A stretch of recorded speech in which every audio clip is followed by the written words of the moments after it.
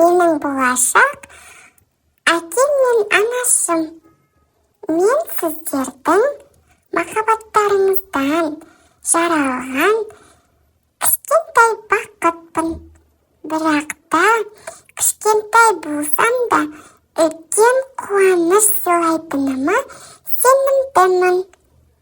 Қазір анамның құрсағында жатып, әр дауысты, көңіл күйді, мейірім мен махаббатты сезе аламын. Әкем нағыз айыр азамат болса да, жүрегінің өте жұмсақ екенін біліп қойдым. Ол мені алақанымен сипап, кішкентайым деп еркелеткенде өте бақытты күйге енемін. Ал анаммен күндіз-түні сөйлесеміз. Айтпақшы, менің ұл немесе қыз екенімді ешкім тіпті анам да білмейді.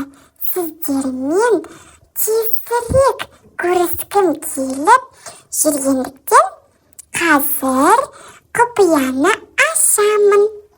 Бірақ мен дүниеге келгенде бәріміз керемет көңіл күймен тойлаймыз деп уәде беріңіздер.